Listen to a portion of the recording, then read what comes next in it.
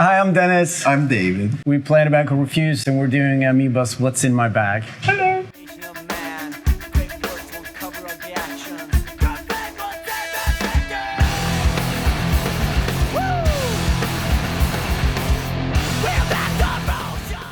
First pick is The Hated, enigmatic hardcore band from the late 80s, I guess. And this is a compilation of all their stuff because it's really hard to find. I usually want the original things, and I have a couple of them, but not everything. So I'm pretty excited about this, and you're a bit jealous. Yeah, I'm jealous. The Hated. I had a cassette of them that just broke. Like tons of their songs that someone gave me in the 90s. Yeah. And then it broke and I was so sad and I couldn't find their music because they were so ridiculously obscure.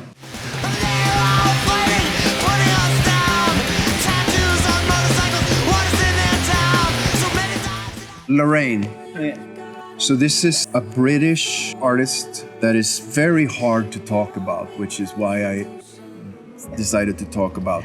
I just think of it as pop, but it's sincere and soulful, but it's very fun at the same time, strangely. It's a record about being brokenhearted and the pain of love, but it's also about breaking out from expectations. And I suppose Bruce Springsteen once said, the setting for personal transformation is often found at the end of your rope, and this record is kind of about that. So not only is she breaking out from who she kind of was in a relationship, but she's also artistically breaking out from like expectations or genre expectations on her.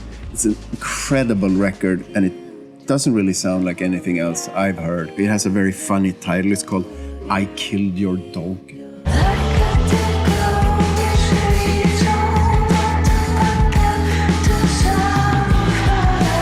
Bowie. Well, I wish I could swim. I love Bowie. I have everything he's ever put out. When he died, like his estate kind of went crazy and just released every live record they could. This is one of the few live recordings that I don't have, live in Berlin '78, which is also kind of my favorite period of Bowie, that Berlin years. Bowie was your first record? Bowie, Let's Dance was the first record I ever bought in my entire life, and I still have that same copy.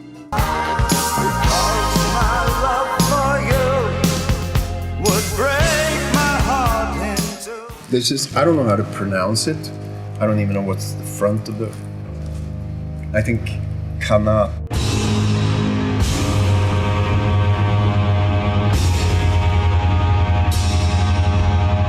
But I'm gonna talk about a different band. Because this is one of the Sano guys. They had a band called OLD. Wow. They put their first record out on Earache, the label It's like that Eric, like gave 6 us, or something like that. Super early. Yeah, Eric, super early.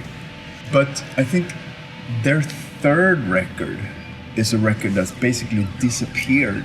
And it's one of those records, when I listen to it, I'm like, why didn't this become like a new genre that people kept making music within? Look up the band Old, the record The Musical Dimensions of Sleestack, and the song Freak Now.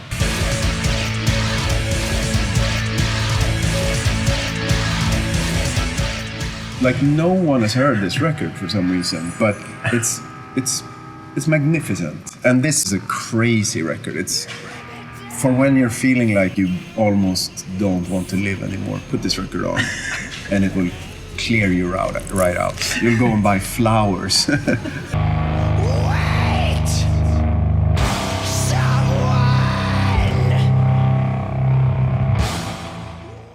Paraf, of course, everybody know Paraf. They're Yugoslavian punk, and then later they put out some of the best post-punk of like. What type of punk is it? It's like this early like 70s punk, and then they put out their second record is like a post-punk record. It's like a post-punk classic, Eastern European post-punk classic, and this seems to be like radio live and demos and stuff. So the Yugoslavian punk.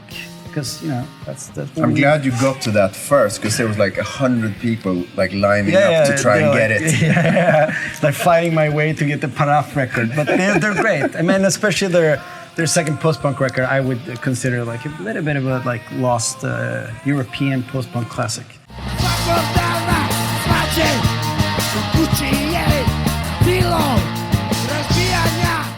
Speaking of underappreciated punk, icons of Filth.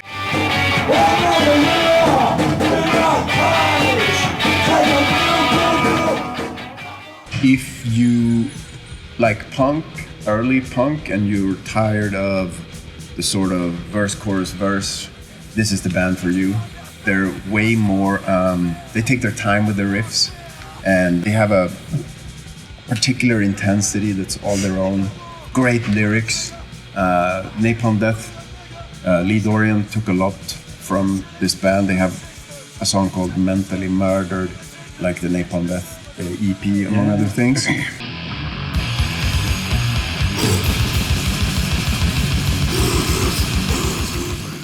And yeah, I really, really love them. I have the pin right there. The Icons of Filth pin. On your overalls. On my overalls, yes. Yes.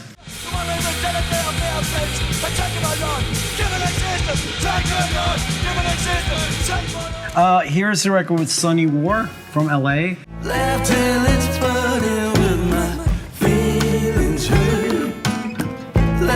She's like a folky punk blues musician. She's been around for a long time, and her latest record is just Armageddon in a summer dress. The first single, called Walking Contradiction, has Steve Ignorant from Crass on it, and they sing about like a junkie with a Minor Threat cassette. It's a fantastic record. Her previous record was also really, really good, but I'm super happy to find this one, Sunny War. She's just great. Funny how you don't see them as people anymore. Simply use us and abuse us. Darkthrone.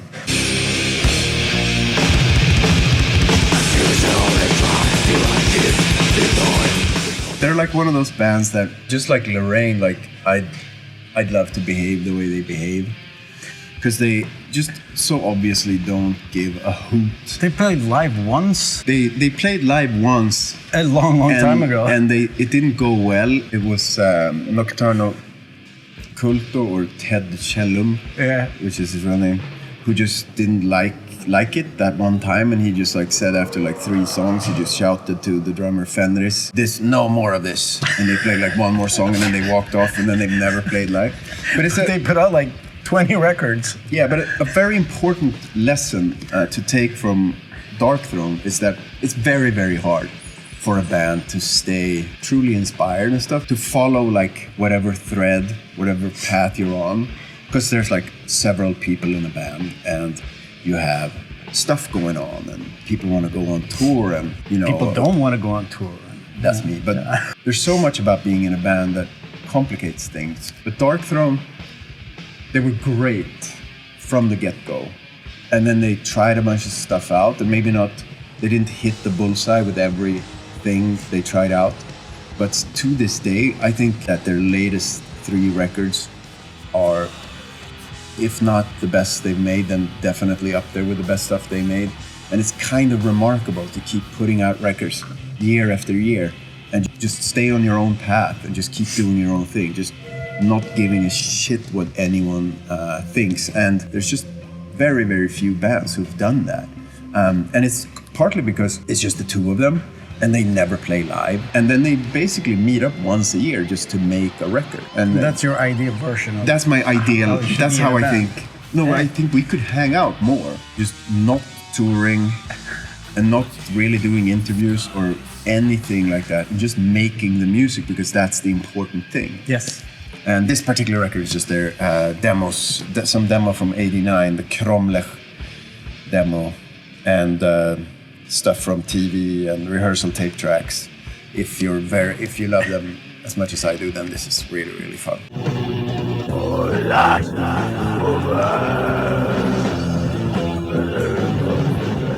Gang of Four, one of my all-time favorites, the Peel Session album. Gang of Four, super political UK post-punkish. To Hell with Poverty might be one of the greatest songs I've written. Great song. This is fantastic. Gang of Four, it's quite ballsy too, because they're like a bunch of really white British dudes, and they were like, let's just play funk. But do like a funk, which is kind of forbidden, but the way they did it was just amazing. So Gang of Four, I cannot recommend their first couple of records enough. They're just magnificent. And also the way they talked about politics, it's great.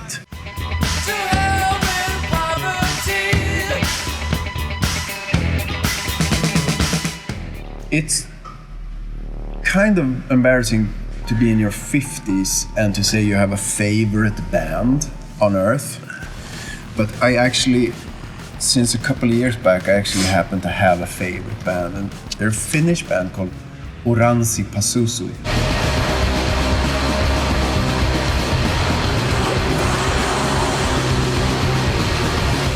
And they're also in the vein of Lorraine and Darkthrone. They really, really follow their own path. So they started out like kind of a black metal band, and they started incorporating psychedelia and industrial elements into their music. But this is the Latest record.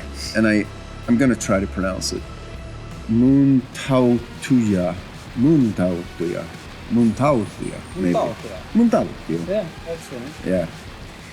It is hard to describe, but I think right now they're at least the most interesting metal band on planet Earth, at least, and possibly on other planets as well. Maybe all the planets.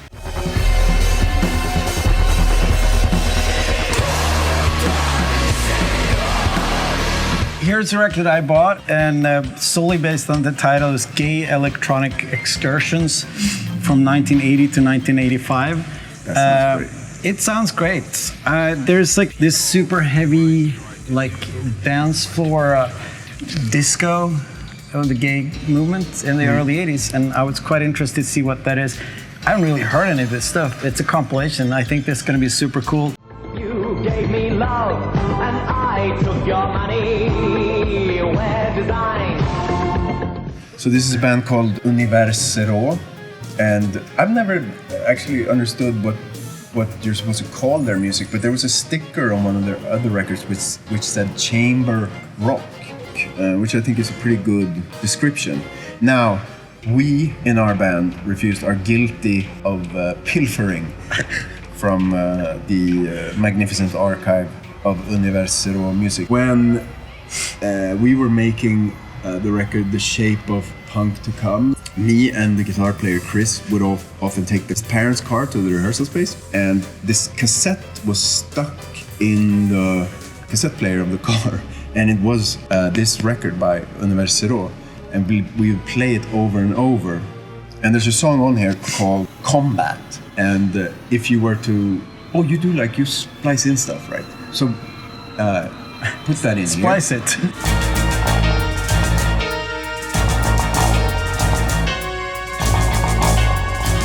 And then you can put in the intro to a famous song of ours called New Noise.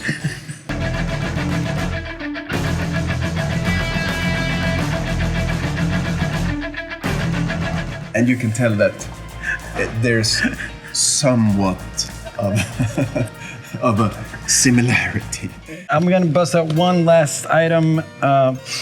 It's a 7-inch with Chris Bell. Chris Bell was in Big Star, of course, and then he left Big Star and he put out this 7-inch. This is, of course, a reissue, but I Am the Cosmos is one of my favorite songs. He died young, didn't really accomplish a lot, but there's a compilation of his stuff that's magnificent, and this 7-inch is just beautiful. Chris Bell.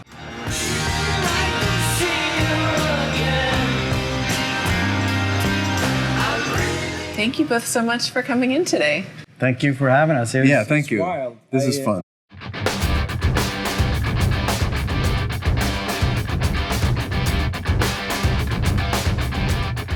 Amoeba.